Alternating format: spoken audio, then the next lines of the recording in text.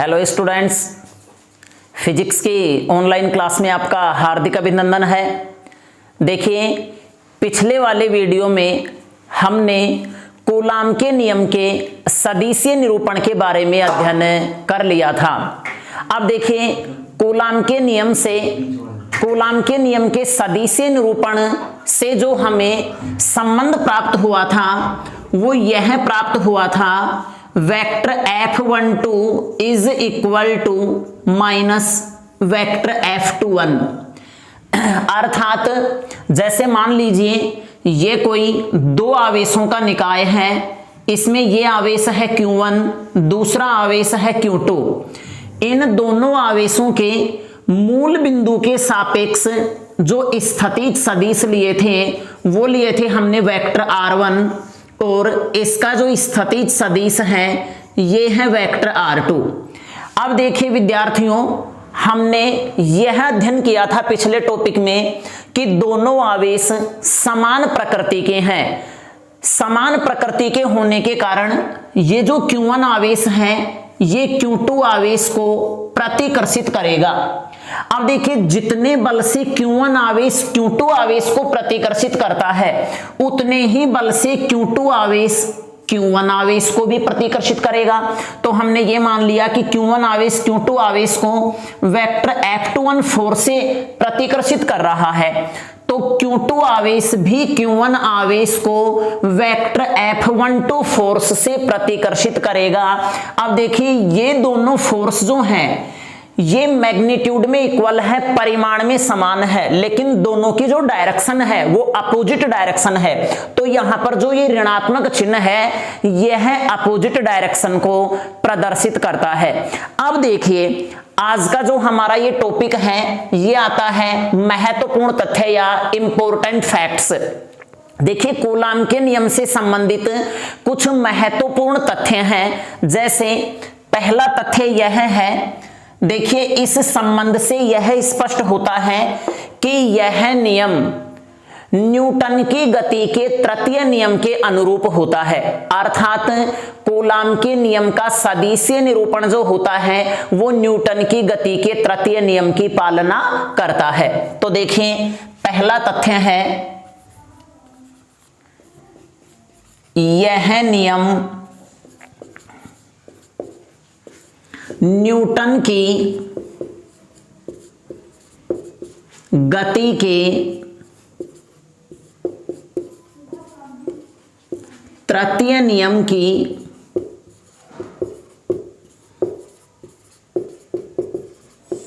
पालना करता है। अब देखिए विद्यार्थियों, कूलाम का नियम है क्या, तो मैंने आपको बता दिया था फोर्थ पार्ट में कि इस नियमानुसार दो बिंदु आवेशों के बीच लगने वाले आकर्षण या प्रतिकर्षण बल का मान इन आवेशों के परिमाण के गुणनफल के समानुपाती व बीच की दूरी के वर्ग के व्युत्क्रमानुपाती होता है।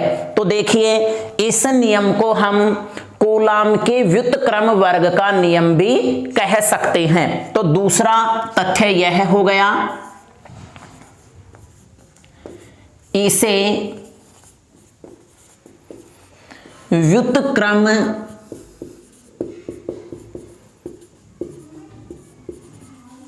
वर्ग का नियम भी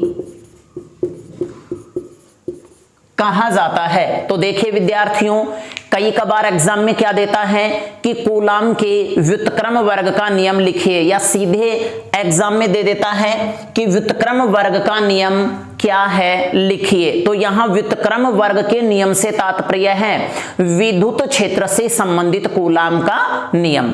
अब देखिए, तीसरा जो तथ्य है वो क्या है, तो देखिए कूलाम के नियम में हमने पढ़ लिया था कि यह नियम दोनों आवेशों को मिलाने वाली रेखा के अनुदिश कार्य करता है। अब देखिए, इस बल का जो परिमाण है वो आवेशों के गुणनफल के साथ साथ दूरी के ऊपर भी डिपेंड करता है। अतः ऐसे बलों को केंद्रीय बल भी कहा जाता है। तो देखिए, तीसरा तथ्य आता है, इन्हें केंद्रीय बल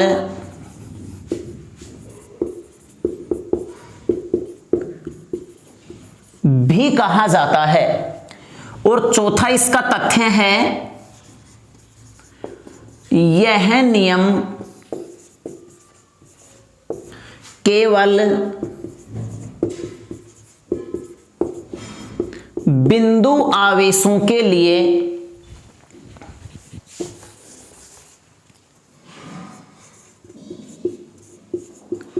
लागू होता है। यह नियम केवल बिंदु आवेशों के बीच लागू होता है। अब देखिए नेक्स्ट तथ्य आता है, यह नियम ऐसे आवेशों के लिए लागू होगा जो रेस्ट स्टेज में हो, अर्थात जो विराम अवस्था में हो। तो देखिए नेक्स्ट है, यह नियम, तो देखिए इसको हम इसी में ऐड कर देते हैं, यह नियम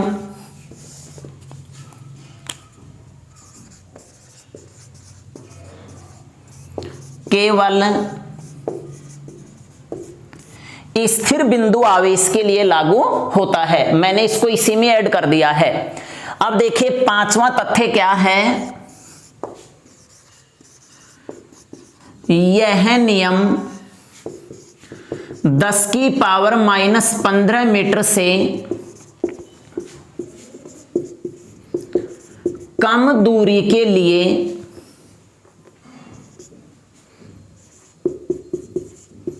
लागू नहीं होता है, क्योंकि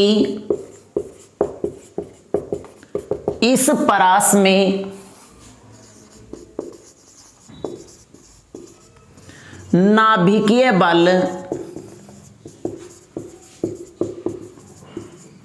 कार्य करता है। तो देखिए विद्यार्थियों, ये जो नियम है, ये कूलाम, ये जो तथ्य हैं, ये कूलाम के नियम से संबंधित महत्वपूर्ण तथ्य है।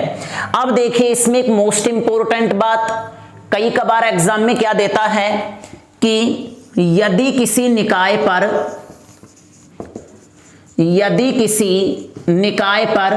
Q1 into Q2 is greater than 0, इस प्रकार से आवेश विद्यमान है, तो बताइए आवेशों के बीच कैसा बल लगेगा।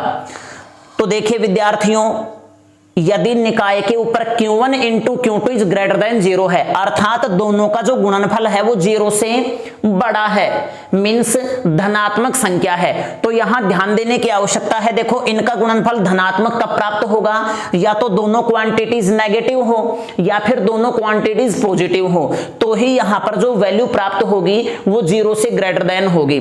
तो देखिए यहां पे नोट में लिखना है, यदि किसी निकाय पर Q1 into Q2 is greater than 0 आवेश हो तो, अर्थात आवेश समान प्रकृति के हो, तो उनके बीच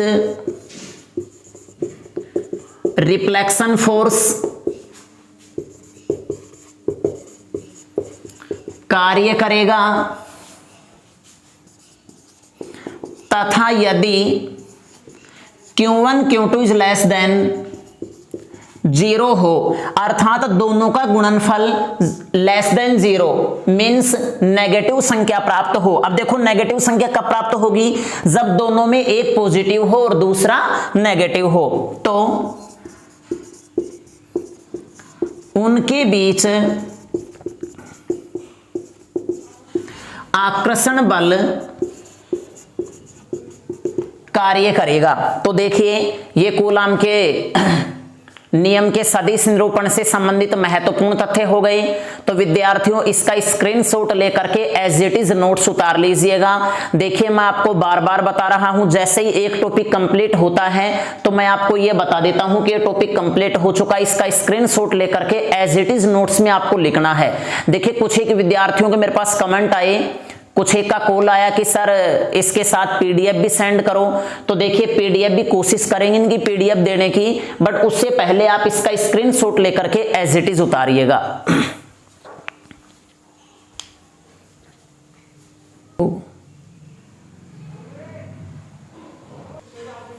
अब देखिए हम एनसीईआरटी से संबंधित कुछ एग्जाम्पल है उनके बारे में यहां अध्ययन करते हैं। तो देखिए विद्यार्थियों, पहला क्वेश्चन आता है, एक कूलाम आवेश में इलेक्ट्रॉनों की संख्या का परिकलन कीजिए। देखो ये क्वेश्चन जो है ये छोटे क्वेश्चनों में 1 अंक का पूछा जा सकता है कि एक कूलाम आवेश में कितने इलेक्ट्रॉन होते हैं। तो ध्यान दीजिएगा, एक कूलाम आवेश में 6.25 गुणा में 10 की पावर 18 इलेक्ट्रॉन होते हैं। अब देखो किस प्रकार से होते हैं, तो इसको हम यहां पे सोल्व करते हैं। देखिए हमें क्या दिया गया है, एक कूलाम आवेश, क्यों का मान दे रखा है एक कूलाम, मान किसका ज्ञात करना है, नंबर ऑफ इलेक्ट्रॉन, इलेक्ट्रॉनों की संख्या। तो देखिए हमने आवेश के क्वांटीकरण के बारे में अध्ययन कर लिया है कि क्यू बराबर में होता है Ne, ई इलेक्ट्रॉन पर आवेश होता है विद्यार्थियों जिसका मान 1.6 इंटू में 10⁻⁻19 कूलाम होता है।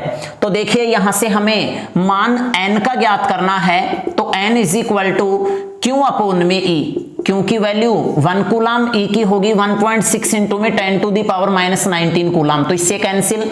अब देखिए 1 को जब 1.6 से डिवाइड करते हैं तो वैल्यू प्राप्त होगी 0.625 इंटू में, इसको हम घातांक नियम से ऊपर लेते हैं तो ये पॉजिटिव वैल्यू होगी 10⁻19 इलेक्ट्रॉन। अब देखिए जैसे हम दशमलव को इधर खिसकाते हैं, जैसे ही दशमलव को हम दाहिने हाथ की तरफ खिसकाएंगे तो इधर से जो पावर है वो घट जाएगी।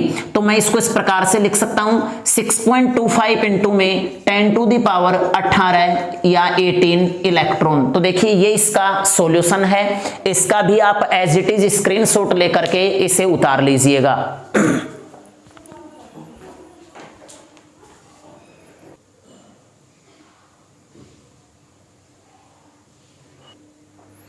अब देखिए एनसीईआरटी से संबंधित एग्जाम्पल 1.2 है।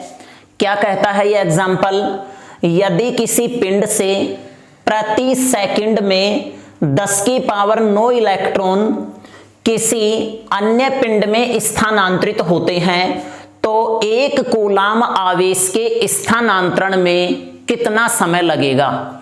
तो देखिए विद्यार्थियों, सबसे पहले हमें यह ध्यान देना है कि हमें क्या दिया गया है। देखिए प्रति सेकंड 10 की पावर 9 इलेक्ट्रॉन मीन्स हमें इलेक्ट्रॉनों की संख्या दी है 10 की पावर 9 इलेक्ट्रॉन, और पूछा क्या गया है, एक कूलाम आवेश के स्थानांतरण में लगने वाला समय। तो सबसे पहले हम यहां ये ज्ञात करते हैं कि जैसे मान लीजिए ये हमारे पास एक पिंड है और ये दूसरा पिंड है, एक पिंड से दूसरे पिंड के ऊपर आवेश का स्थानांतरण हो रहा है। तो देखो प्रति सेकंड 10 की पावर 9 इलेक्ट्रॉन स्थानांतरित होते हैं, तो आवेश कितना स्थानांतरित होगा। तो सबसे पहले यहां लिखते हैं, चूंकि पिंड में एक सेकंड में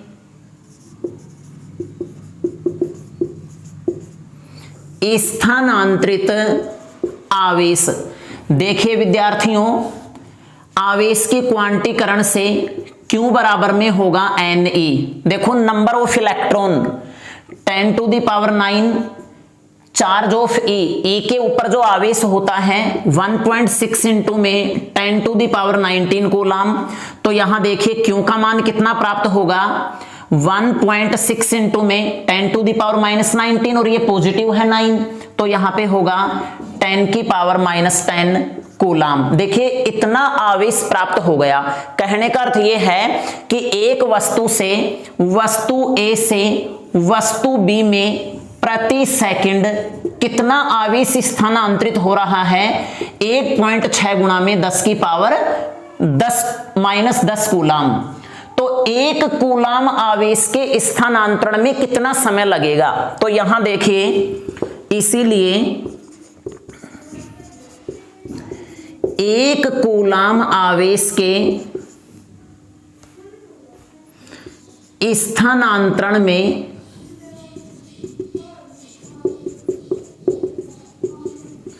लगने वाला समय। तो देखिए विद्यार्थियों, जब 1 सेकंड में इतना कूलाम है तो 1 कूलाम आवेश के स्थानांतरण में कितना समय लगेगा?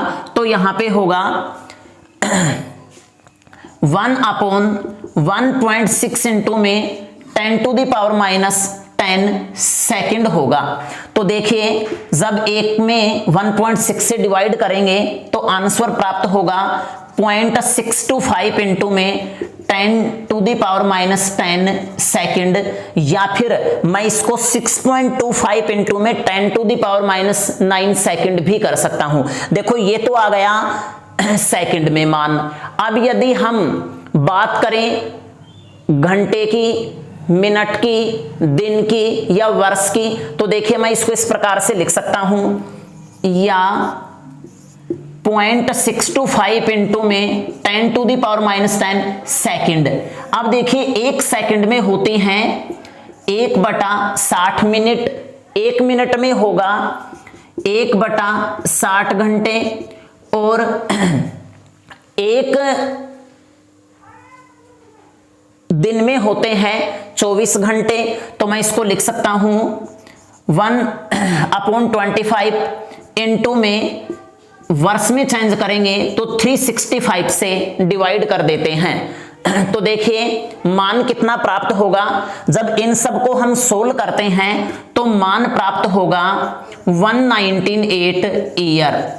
आप इसको सोल्व स्वयं करके देखना, यदि किसी के समस्या है तो वो पूछ सकते हैं, तो इसका एज इट इज स्क्रीनशॉट लेकर के आप उतार लीजिएगा।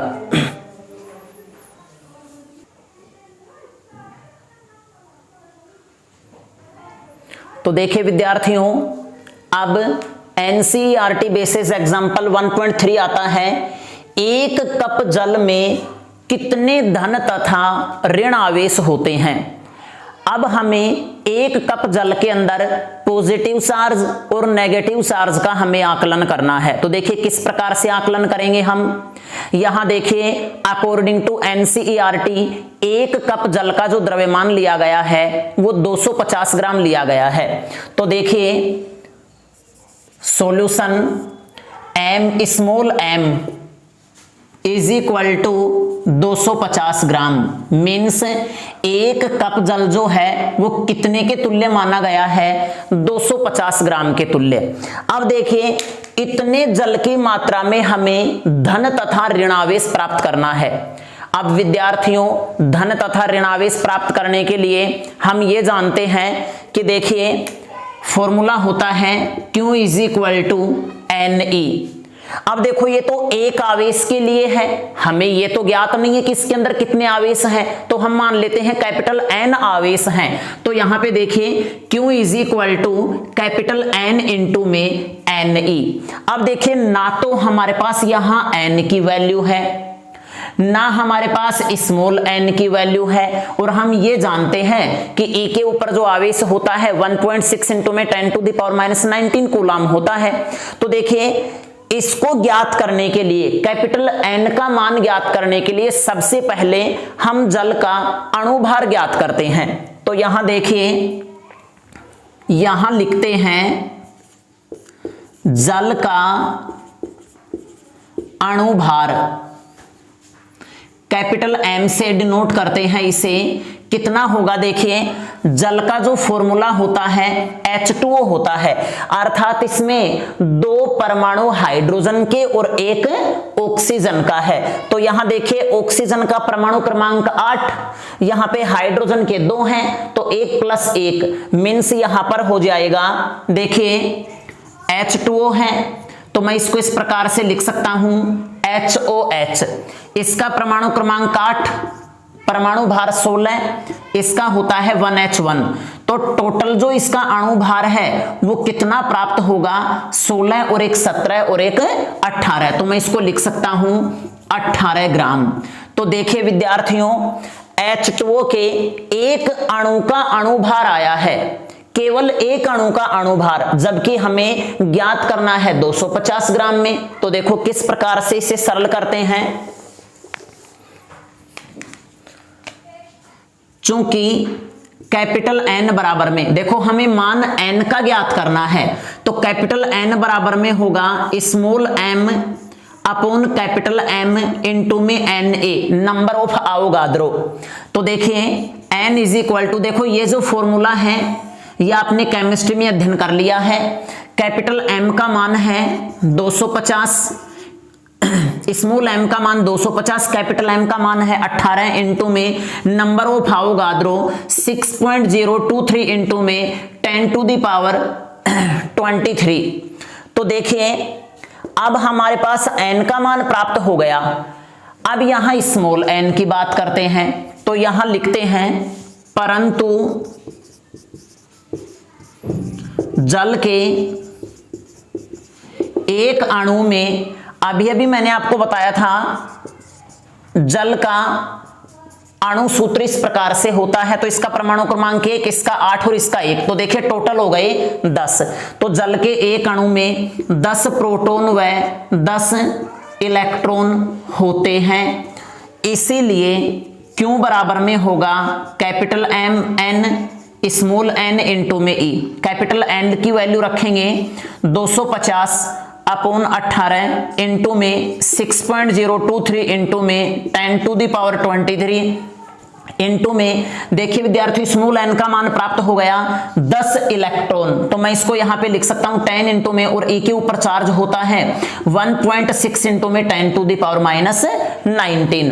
अब देखिए जब हम इनको मल्टीप्लाई करके और इससे डिवाइड करते हैं तो विद्यार्थियों मान प्राप्त होगा 1.337 इंटू में 10 टू द पावर 7 इलेक्ट्रॉन। अब देखिए जब इतने इलेक्ट्रॉन आए हैं तो इसके अंदर इतने ही प्रोटॉन होंगे। तो देखिए विद्यार्थियों उम्मीद करता हूं कि न्यूमेरिकल आपके समझ में आए होंगे। यदि फिर भी किसी स्टूडेंट की किसी भी प्रकार की कोई समस्या है तो वो मेरे व्हाट्सएप नंबर पे जाकर के कॉल करके या फिर चैट के थ्रू बता सकता है कि सर मेरे इस क्वेश्चन में या इस टॉपिक में मेरे समस्या है। तो इसका स्क्रीनशॉट लेकर के एज इट इज इसे नोट्स में उतार लीजिएगा।